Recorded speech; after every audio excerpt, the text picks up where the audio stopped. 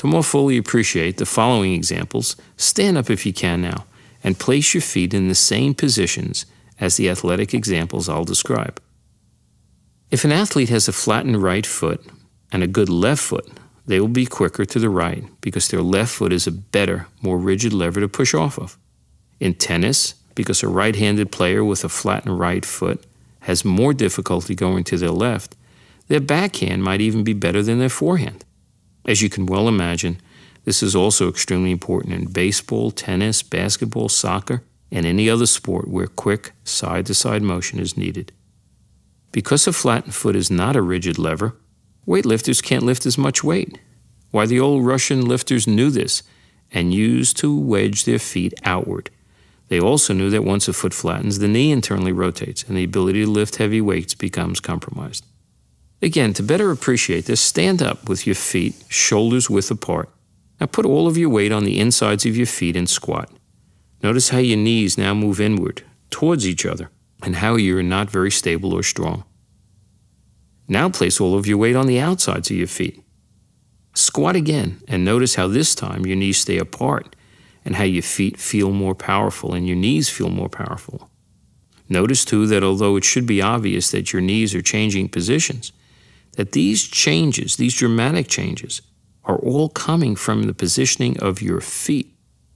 This is exactly why a baseball catcher cannot get up as quickly from their stance with a flattened foot, and why a baseball pitcher will be more unstable and a figure skater will not be able to jump as high. A skier will lose efficiency in their turns and basically be snowplowing on the side that has a more flattened foot. Great trainers can teach you to position your feet more correctly, and many have helped athletes run faster and improve performance. But how much more effective and immediate is it to have your feet ideally positioned all the time without trying? Scott Shetler is a personal trainer and competitive powerlifter here in Atlanta, and really is one of the best I've ever seen in ideally positioning himself when lifting weights. Although he has badly flattened feet, he can remarkably keep his feet in the ideal position as he squats. This is because of his great knowledge and technique and the practice he's used. But even he can only do this to a certain extent, because to do so requires a great amount of energy and strength. And even the greatest intentions are no match for heavy weights, and so ultimately the foot has to collapse if not properly supported.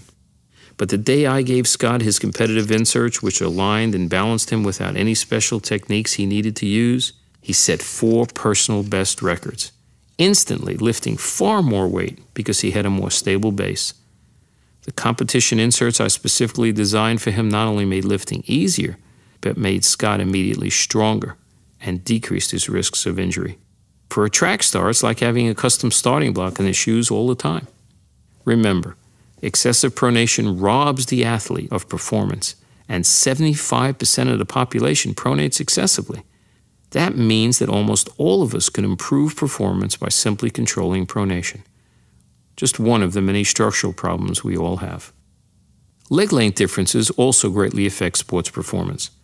This is especially important in sports where balance is critical, like golf and gymnastics. And in the nearly 40 years I've been doing this, I've never seen anyone with equal leg lengths. This means that everyone is basically more out of balance than they could be. Even a kayaker's rowing stroke is affected by a longer leg. Golf is a great example of the importance of correcting leg length differences. As you probably know, golf requires balance. And what's balance? It's defined by Webster as the equal distribution of weight side to side against the vertical axis. If you have one leg longer than the other, then your vertical axis is off, and therefore, so is your balance.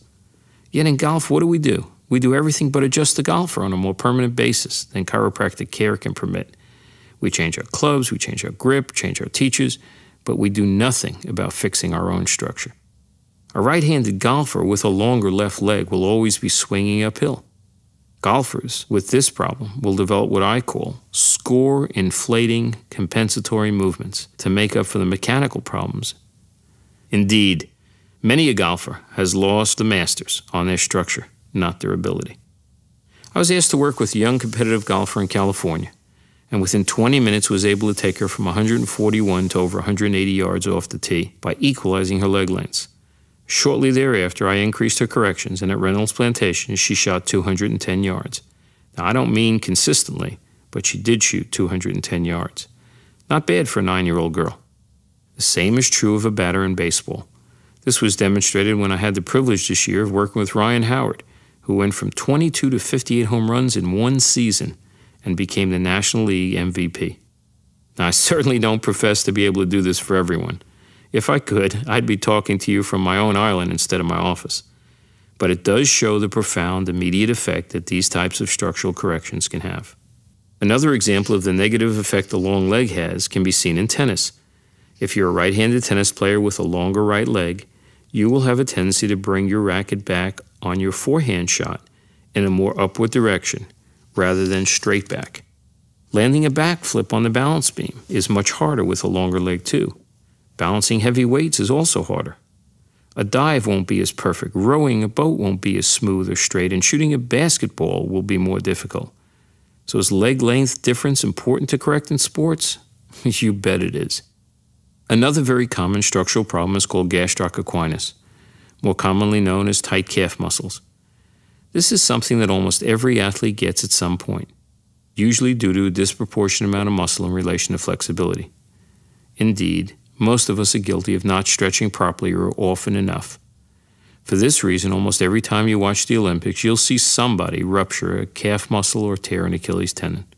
Tight calf muscles not only make you more prone to injury, but also decrease performance. This is because they invariably result in excessive pronation or flattening of the foot, and therefore cause many of the problems we discussed above. As I said before, there isn't a race car driver in the world that would consider racing their car without first making sure the wheels and tires weren't perfectly aligned and balanced. I think we should at least do as much for ourselves, or as physicians, for the athletes entrusted to our care.